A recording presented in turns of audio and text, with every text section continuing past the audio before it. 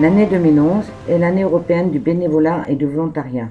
Dans le cadre des journées fêtes du sport à la Seine-sur-Mer, de nombreuses associations étaient invitées par la municipalité.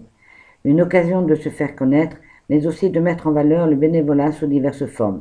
Ce reportage témoigne de son impact dans la vie quotidienne de nombreuses personnes, les bénévoles tout autant que les bénéficiaires. On peut se demander si sans le bénévolat, le monde serait le même.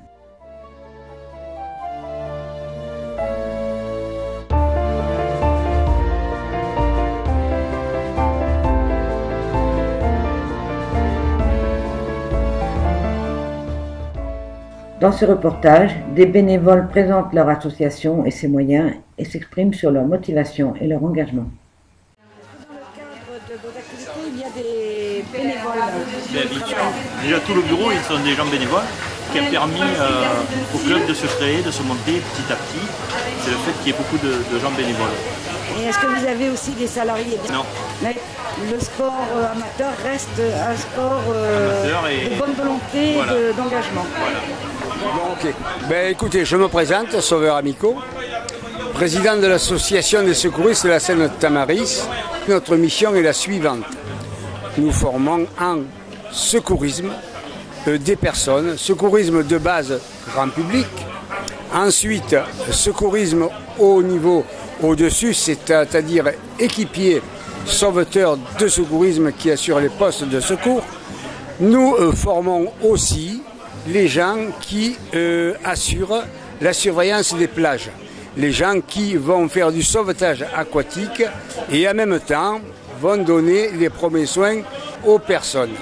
Voilà notre mission principale. Et tout au long de l'année, donc nous recyclons les gens, nous formons et en même temps nous assurons les postes de secours tels que le poste aujourd'hui. S'il y avait un problème de santé sur le parc de la Navale, eh bien nous serons à même de donner les premiers soins en attendant que les secours officiels arrivent. Nous sommes tous bénévoles. Le bénévolat, pour nous, c'est de se rendre utile et évidemment d'aider la population dans le cadre du secours. Bien sûr, nous avons besoin d'argent, nous avons besoin également de matériel et ce que nous demandons aux gens lorsque nous encadrons des formations, c'est une participation, bien sûr, pour le renouvellement du matériel que vous voyez là.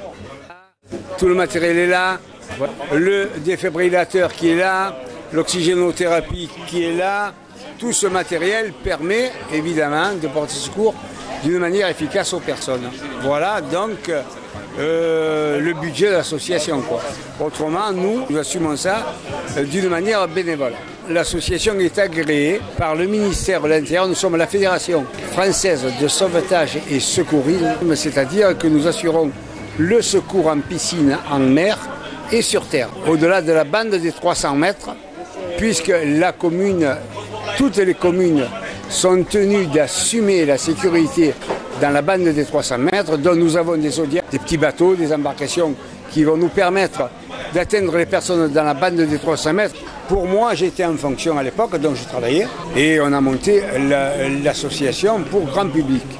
Ben, ça nous apporte la satisfaction de dire, lorsqu'on a formé quelqu'un, peut-être qu'un jour ou l'autre, le geste qu'il a appris va peut-être sauver une vie ou va rendre service à des personnes.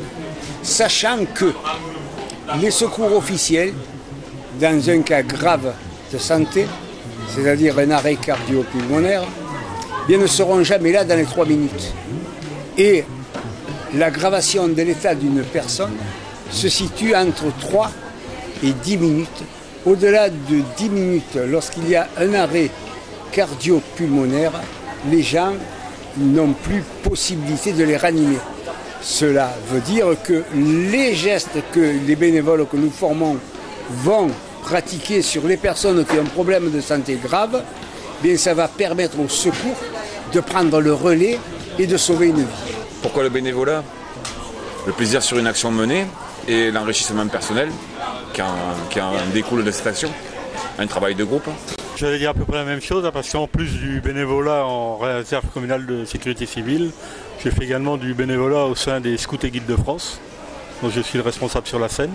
Donc je pense qu'il y a beaucoup d'associations et les gens on prend celle qui nous convient le mieux. Et là, on essaye de donner tout ce qu'on connaît. Et effectivement, c'est un lien communautaire. On essaye de vivre en communauté et d'apprendre, au moins pour moi, aux jeunes, ce qu'ils doivent savoir, ils ont pour plus tard.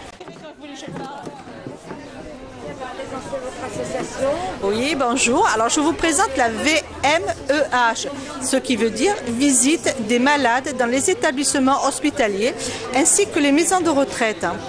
Nous sommes sur le secteur de Toulon qui fait Gien jusqu'au Bossé. Nous avons 8 centres hospitaliers et de maisons de retraite.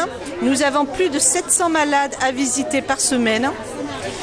Alors, la VMEH est une association qui consiste à rentrer dans les chambres, parler avec les résidents de maisons de retraite ou les patients.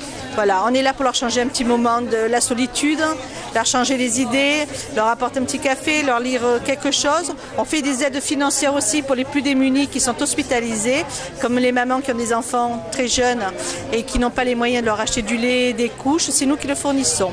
Des télévisions aussi pour certaines personnes, tout ce qui est nécessaire. Vous avez combien de bénévoles? Une quarantaine. Que pour Toulon. Est-ce que vous avez des besoins de formation pour les bénévoles? Alors les formations sont gratuites chez nous. Ce sont pour le deuil, pour l'écoute et pour l'aide au bénévolat. Qu'est-ce que c'est le bénévolat pour vous? Alors le bénévolat, c'est donner gratuitement un peu de son temps aux gens qui sont plus démunis que nous. Et un peu de cœur aussi. Alors, vous parlez de mon association qui s'appelle SOS Amitié, n'est plus ni moins qu'une antenne d'écoute profondément anonyme. Nous écoutons les personnes 24 heures sur 24 heures, disons dans le plus strict anonymat. Nous écoutons des personnes qui sont dans la solitude en particulier ou qui ont des problèmes familiaux, tout ça sans jugement.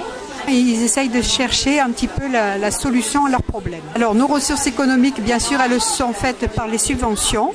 Elles sont bien sûr malheureusement assez faibles. Nous-mêmes, nous payons une cotisation annuelle. Et bien sûr, nous faisons toujours appel à des dons et à des subventions.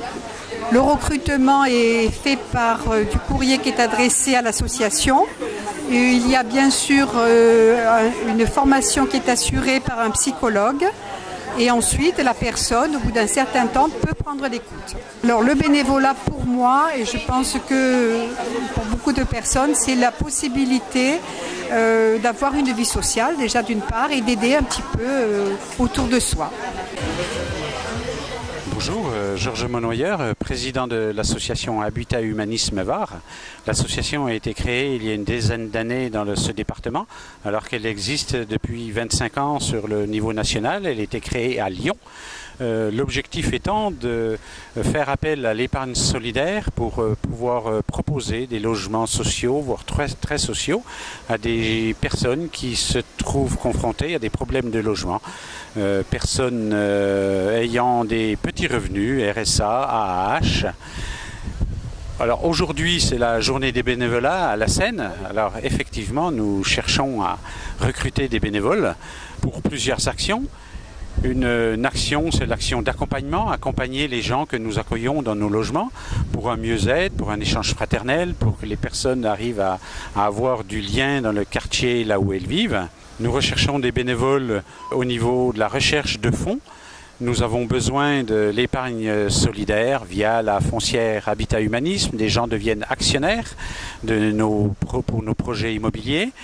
L'épargne salariale. Le partage d'intérêts quand on ouvre par exemple un livret Agir au crédit coopératif, tous ces différents systèmes financiers qui sont proposés permettent à l'association d'apporter des fonds propres pour monter nos projets immobiliers. Aussi, nous avons besoin de bénévoles pour le bricolage dans les logements, afin d'éviter l'intervention d'entreprises qui entraînerait des surcoûts dans les loyers des locataires qui ont déjà des petits revenus. et bien sûr des bénévoles pour la vie associative elle-même, la gestion, le secrétariat, des architectes pour les avant-projets de faisabilité du bien immobilier.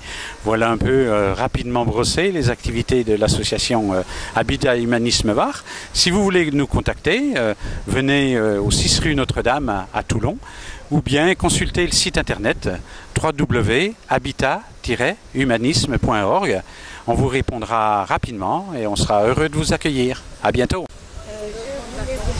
Alors, vous voulez parler de l'association Atouvar. C'est une association partenaire Habitat Humanisme, effectivement, puisque comme il est important d'avoir un logement, il est important de partir en vacances. Ça fait partie le droit aux vacances fait partie de la législation française. Encore faut-il que les personnes aient les moyens pour partir en vacances. Donc en 2010, l'association Atouvar a été créée, association pour le tourisme varois solidaire.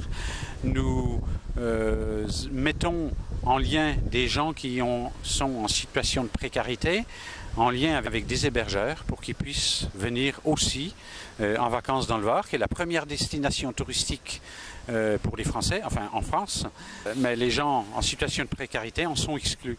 Alors quand on sait tout ce qui peut se vivre autour des vacances, dans la manière le fait de préparer un séjour vacances, ça met déjà les gens en route dans un rêve. On oublie un peu les soucis du quotidien. On touche le problème de la gestion d'un budget, parce qu'il va falloir économiser pour pouvoir participer à ses propres vacances. Donc c'est vraiment un chemin de rêve. Et les gens qui vivent ce genre de vacances rentrent chez eux. Certes, tous les problèmes de la vie ne sont pas réglés, mais ils repartent en étant oxygénés. Et les lendemains sont souvent bien meilleurs.